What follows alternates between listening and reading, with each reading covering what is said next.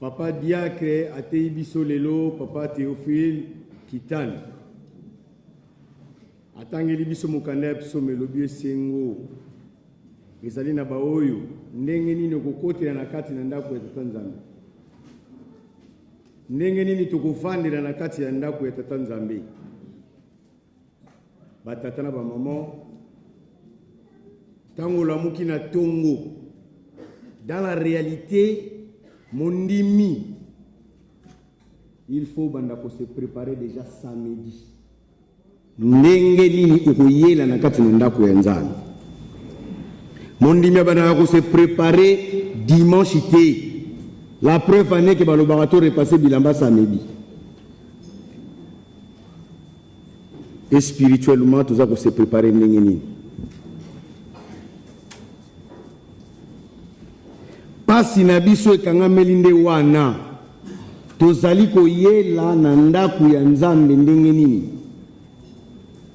Soki oza koyela na ndako ya Nzambe na rando nyonso oyo kolobama awa molimo na yo kozala te. Imagine ndenge tovandi awa na makanisi oyo toza nango na kati ya mitema, soki ezali ya malamu ou ezali ya mabe, soki okufi tomona bato mosusu basali malaise na kati ya lingomba na paroisse baye kozoyena bapompier akei soki yeli ngai soki yeli yo na minute oyo okokende wapi. Kolata vert blanc ezali synonyme ya kokota bokonzi bwa likolo te. Lelo so okenda kicha so okuta ba uniforme na biso bama oteka ngo meme na zala na ba non kimbangiste. Batata na ba maman Nzambe akosala kati na ngai te. Nzambe akosala kati na yo te soki oyebi ko respecter mibeko oyo Nzambe apesi te.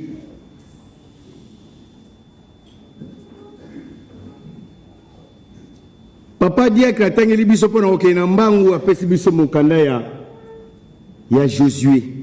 Josué azalaki mwana ya Nîmes. Batata na ba maman. Na Hébreu chapitre 11 verset 30. Ezali préparation ya Josué pona ko buka miri ya Jéricho. Batata na ba maman. Nenge faki avandi awa soki moto na moto akomi kobeta miziki na ndenge na eto benga ngo cacophonie. Jéricho ekweyaki po Josué na bana ya Israël bayokaki oyo Josué alobaki ete Nzambe alobi po tokwesa miri oyo tokosala 7 jours ya kotourne miri ya Jéricho. L'air na koloba na bino boko sonner trompette miri ya Jéricho ekoyi. Lelo soki ba pesi biso trompette to beta poto koisa miri ya Jéricho toko koisa yango.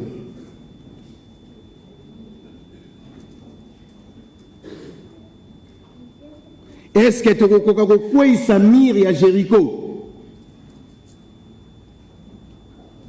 Batata na ba maman na loba likambo ya Adam awa.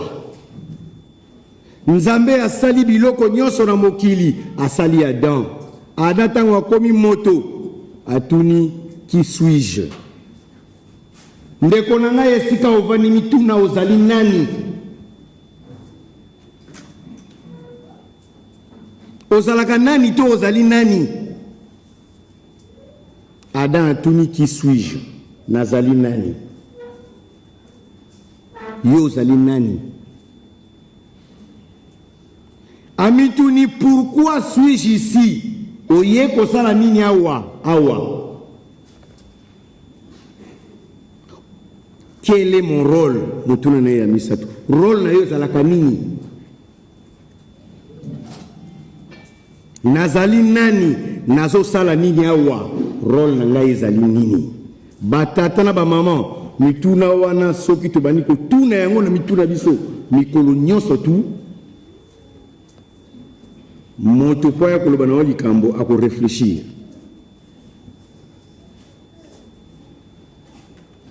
Josué na Caleb nde ba memaki bana ya Israël na mboka ya Elaka les 12 tribus. Moïse ava kufa aponi bango lobi bokende kotala mboka ya Elaka.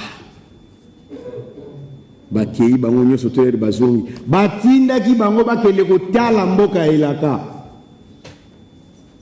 Kasi lere baye moto na moto na discours na ye mboka ngo bien mais kasi batu to kuti kuna batindaki bino batu te balobaki bokende kotala lelo moto ate biso alobi likambo ya kokende kokakola liloba ya papa Simon Kimbangu kiangai kasi zali ndenge mona batu batindaki bakende kotala mira bakende kotala mboka ya Elaka. Mais Josué na Caleb a rappelé bato à l'ordre. Nyonso yo nzambe asaleli biso toso banga kaka bawana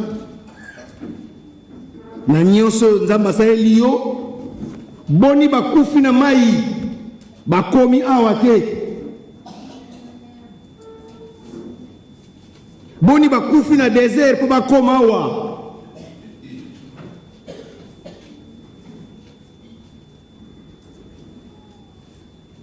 Tusuya ndenge nini nzamba lobi na Moïse nakoboma bato yo nyonso. Moïse apasole lamba lobi nzambe ya mawa tobimisaki bango na Egypte koboma bango. Pharaon akosepela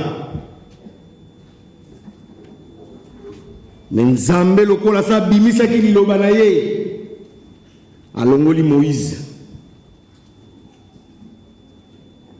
abandi ko boma bango ali ba kokota na mboka Elaka ezali kaka bana oyo babota makina nzela toko kufa batatana ba mama soki toza kozwa likambo ya la légère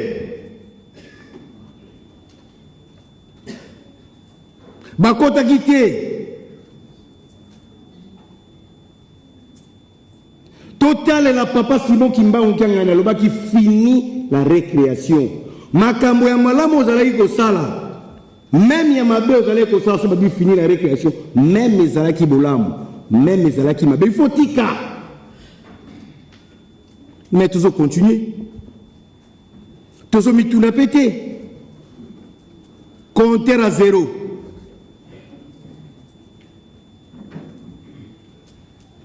lingomba ezalaka ya molimo batatana ba maman vendredi tokebeko avant tokota na beko lingomba oza papa Simon Kimbangu kiangani na luki na joindre ye na juillet na ebisi papa tozo banda beko to sololi na maloba ya papa Simon Kimbangu kiangani papa pasteur nguma vandeli maki toleki ibale kaka ndenge wana tokoti masolo mususu na ye na soirée mama kana zotea aponi bato misatu parmi bato ateyaki mutu moko abeti lisolo yango papa nguma vandeli maki tokolongola ye ndenge nini ye moko suna libonde na ye apesi réponse na bafurumi me ngai papa Simon Kimbangu na apesa ye ngai réponse na masolo kaka bale yango nakomi lokola zoba.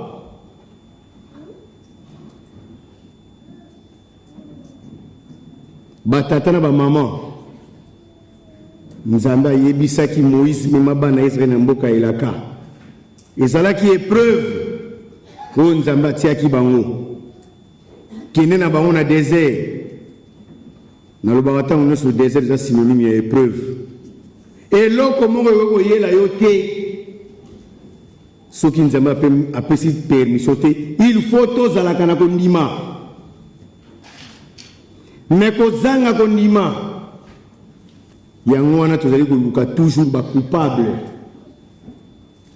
biso tozali ba chrétien soki tozali sûr que toyaka awa pona koluka bomoi bwa seko même atali weyeli ngai na koyokela na yango motema pasi te mama mbongo asepelaki akufa na ye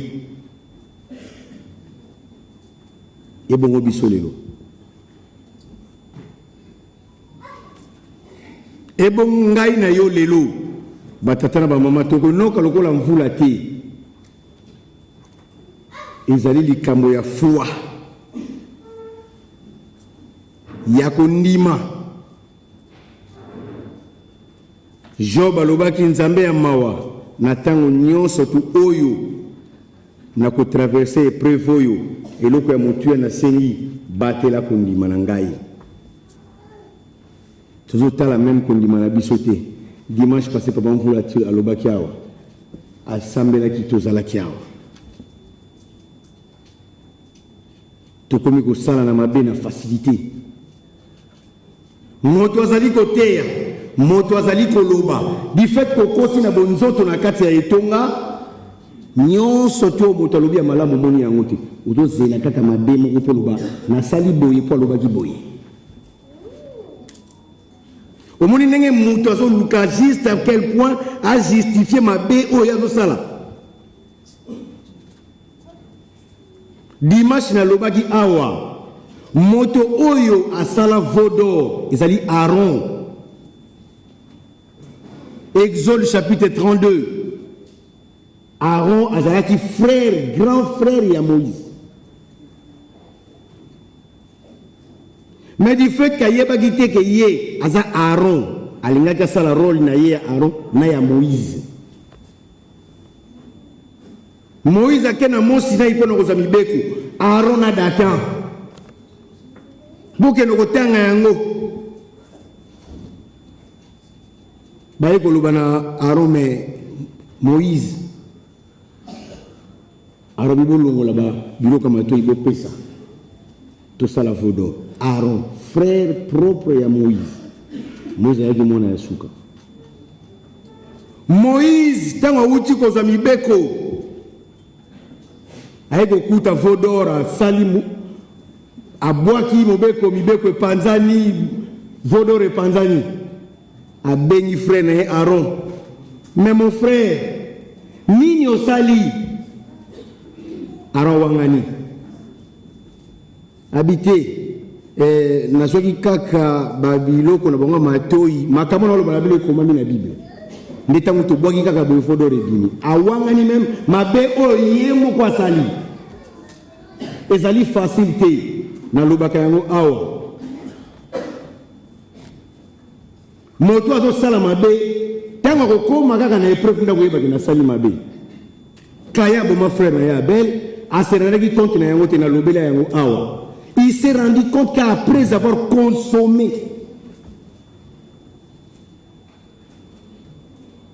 yango wana to salela mingi matoi na biso ya molimo pona molimo tokokoma na position où Adam Kayan zalaki na vis-à-vis ya frère na yete na lobela ki likamwana awa pe na lobela yango na lobela ki yango pe dimanche passé tango yo moni mabezo komela yo zala prudent pamba te Kayen tango asisi ko bomande ko na Abel nzamba tunye motuna me Kayen makilende ko na yo matina likolozo ganga osali nini a répondre nengi tu mesana ngana garder na ye suis-je son gardien ola lo banzambe limbi sangai alobité est-ce ngana na garder na ye Adam ba pesi Ève pareil to yedi ko reconnaître ma be na biso toujours ça la té mais to yedi ka ko reconnaître ko connaître ngai na salaki be ngai na salaki mais oyo ça na baninga le mal il est là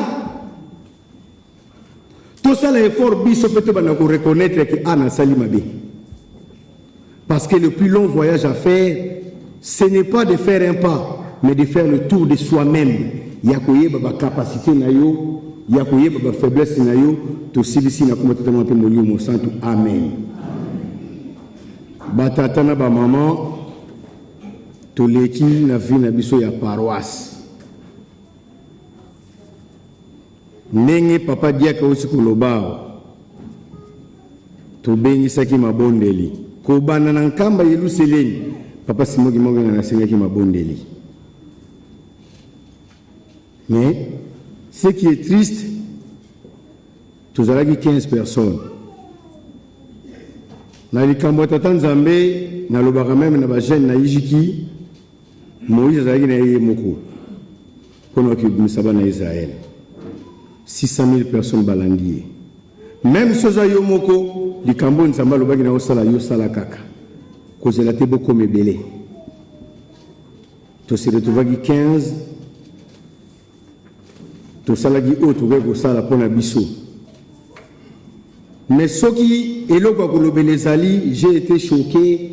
Na komona que papa focus de l'imisa na tan comme on a bazalaki na Beko le même vendredi.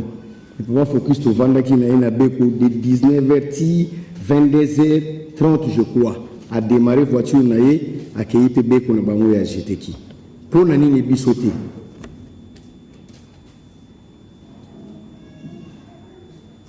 Pour nani ngai na yote. Responsabilité to ba responsabilité o baza ko pesa na biso to sala effort biso moko to za déjà ya ko bongama. Pourtant mo konzabula za ko loba mabondeli mama sambela wa lobi ba réunion ma bezo sala. Ba réunion les arabata catholique te. Ezala biso ba kimbangiste. Ba réunion wana soki ezalaka bato ba siège wana soki bato sa di bana bazalaka mais une bonne partie je crois ça la rabaki mangis et on peut pas se mbonga na rappeler la biso tout le temps ba réunion ma bezo salema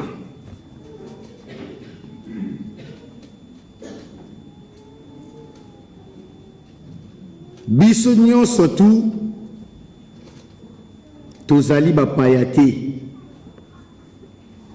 na mikolo utai koleka ba le 8 juillet toyokaki ba soupçon na ba murmure ya lukutakana kia bureau zokufa nation zokufa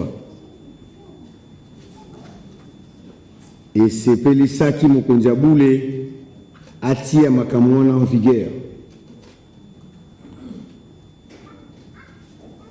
biso tozali ko relier message pambate tozali ba sali na kati ya ilanga ya papa Simon Kimbangu Kiangani. Soki to lobite makala ya moto ekozala na mitu na biso. Lingomba ezali na modelo etambolaka.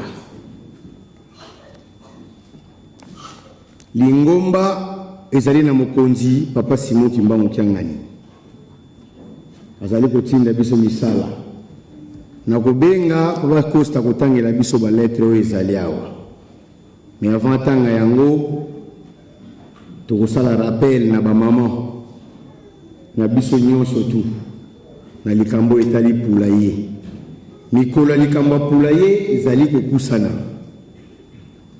biso nyonso tuzawa to sala makasi to sunga contrat oyo ba mama na biso ba signaki na kanisa kosila na mois de décembre yango wana to sala makasi to sunga bango eloko sunalina bende la matoya ezali likambo ya drapeau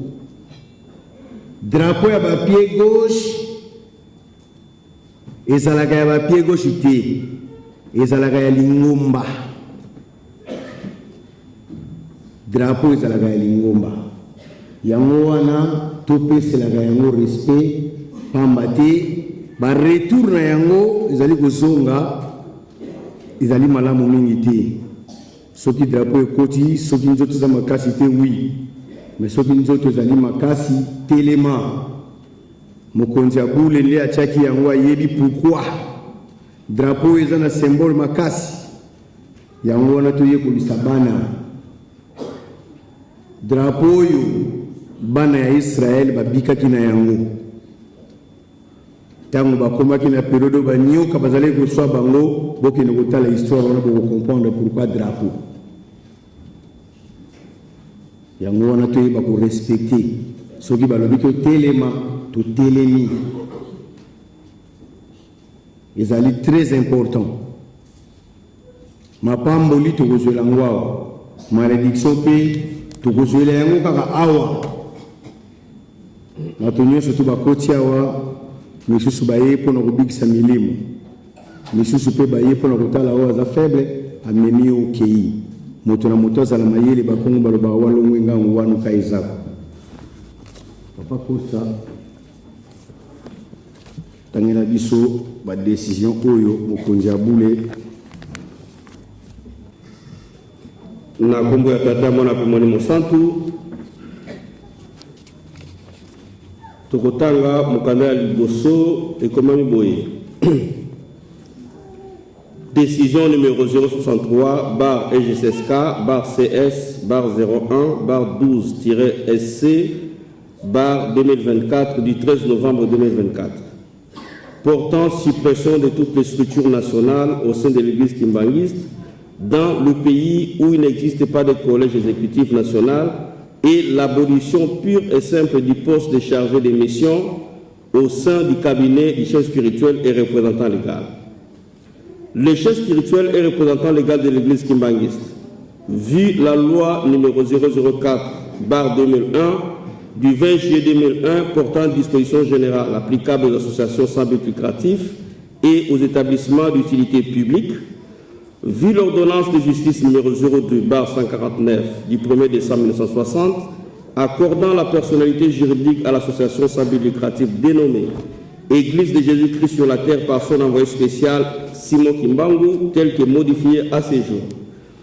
Vu l'arrêté ministériel numéro 005/CAB/JEGS/2002 du 6 février 2002, approuvant la désignation de papa Simon Kimbangu Kiangani à la direction de l'association sans but lucratif dénommée Église de Jésus-Christ sur la terre par son envoyé spécial papa Simon Kimbangu, en sigle EGSSK, dite Église kimbanguiste.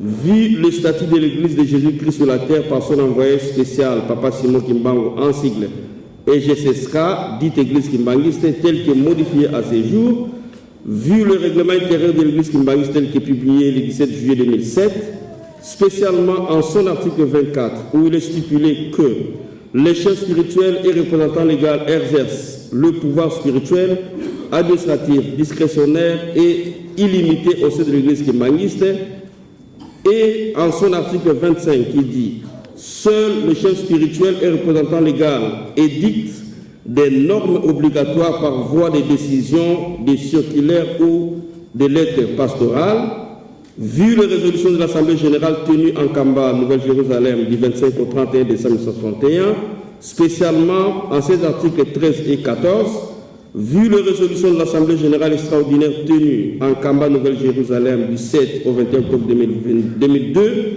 vu les résolutions de l'Ukutakanu tenues en Kamba, Nouvelle-Jérusalem, respectivement en 2016, 2017, 2018, 2023, ayant constaté l'introduction à travers les structures nationales et le chargé de mission de plusieurs anomalies, dérapages et entorses tant ecclésiastiques qu'administratives, en parole et en acte, qui affectent la foi et la sensibilité des nombreux croyants kimbanguistes au sein de l'église kimbanguiste,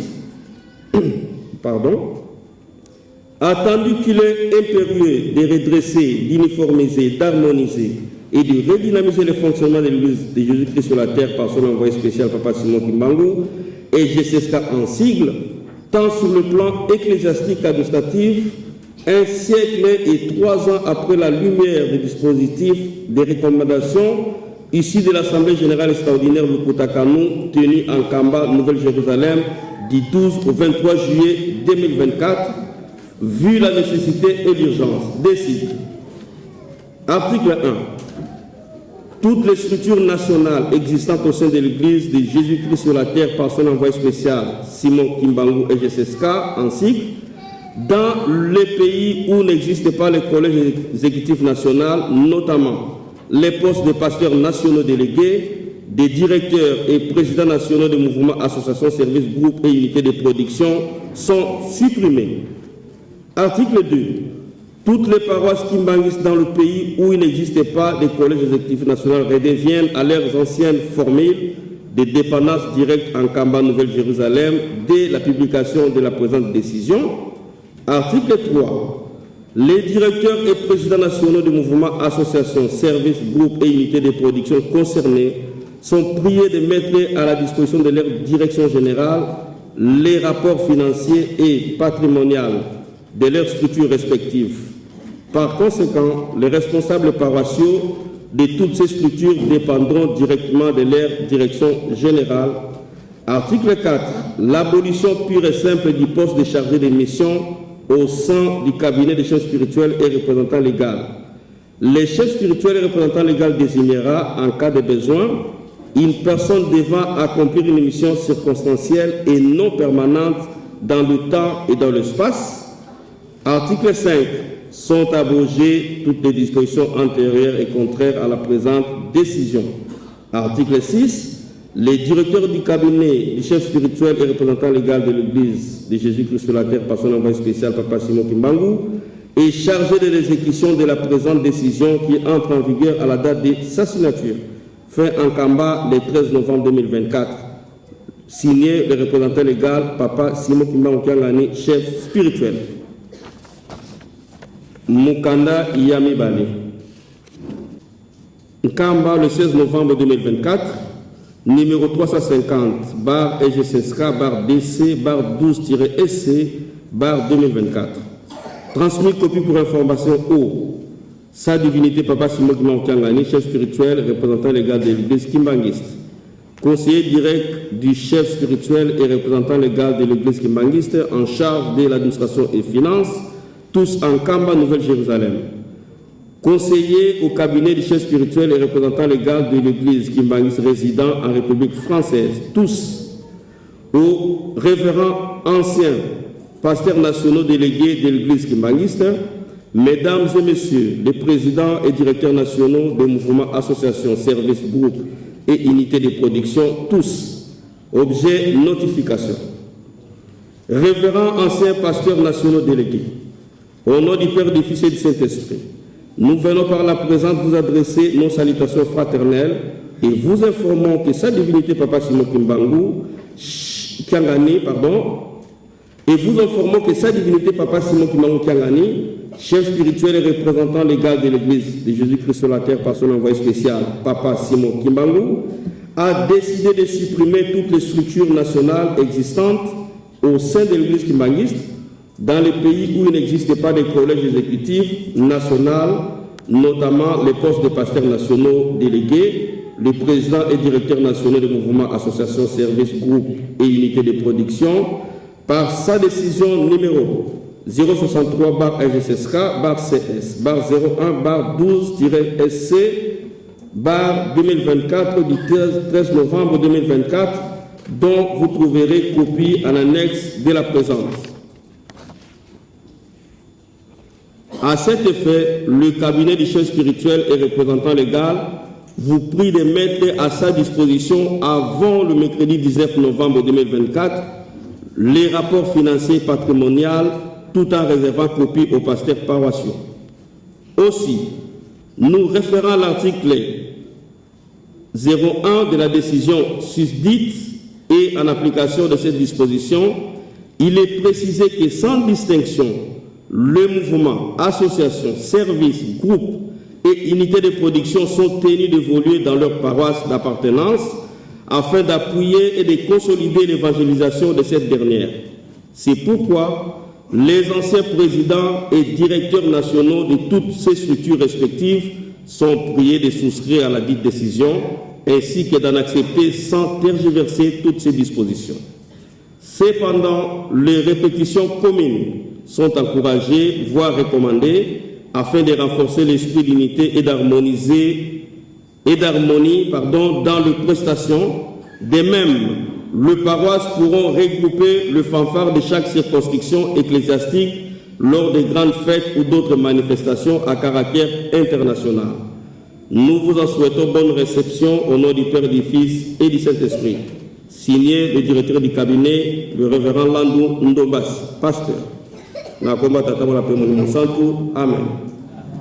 Nakomba tata mwana pe molimo santu, ba lettre oyo tozana mweza mwebele. Mais tout à l'heure ba benga ngai na libanda pona ko rectifier makambo so ezalaki na lettre moko ezali awa yango wana bomoni totenkaka mibale oyo biso nyonso toyoki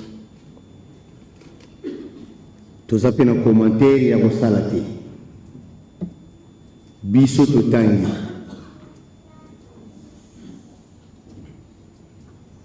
nguba ya bitoko ekendaka mpe na matiti moto na moto zala na mayele na yo nkamba elobi nini papa Simo Kimbangu Kiangani mpe alobi nini yango wana nde tokolanda yango wana mpe nde tokosalela mpona bomoi na biso na se ya ntango toyaka awa mpo mokolo tokokufa toherite royaume des cieux toyaka awa te mpo tokóma baministre eloko wana totambolaka na yango lisese ya papa Simo Kimbangu Kiangani mpona kosilisa na mboka moko basali recrutement lisese wana pesa biso yango kala bazwi kiti batie bato na libanda bazokota bato bazosala recrutement bafandi na bakiti batie kiti moko na pembeni bato bazokota na baseve oyenda seve na yo pesi olobi okei mais avant babanda recrutement bimini bana moto bavanda na kiti oyo ye wana nde tokoni zoba moko awutaki na ye kotambola amoni bato ebele batelemi na molongo atuni bango bosala nini awa babi baoluka moto na bato na mosala liseso bato mingi bakoyeba yango ye mpe atelemi lokola na aventure azosolola bato azopusana olabima na ye atelemi molongo azopusana ti tour na ye ekoki ntango akoti bato wana batuni ye yo yebi osala nini alobi bato oyo balekaki liboso na bato oyo bakoleka na nsima ngai naza zo bakoleka bango nyonso mosala oyo bokosenga ngai nasala nyonso ngai nakosala na ngai bato wana yo eza intéressant kovanda na kiti ye aki kovanda na kiti bato ya mayele bazokota soki bamoni avandi na kiti ole bango base vendre bango bakopesa témoignage ya moto wana makambo nyonso nakomi na CV prêtre na biso nde ye makambo mutu nyonso tozoleka ayebi ke mutu oyo naza mayele koleka ye nakomi opesa témoignage lisese wana bapesaka biso yango na bambuta na biso na faki yo yebi ndenge lingomba oyo etambolelaka ozolakisa moto mosusu mpona papa diangenda na centre dake alobaki soki napesi bino masanga bokomela to bokomela te bakimbangisa misusu babi tokomela bamisusu balobi tokomela te nungunungu ekoti tokomela te papa diangenda alobiki mbangisi oye bazongisi oye bino bokomela mpona nini opo euti epai na yo diangenda merci bino bokomela te mpona nini mpo ezalaka mobeko tosilisi na kotana mabino limo santo amen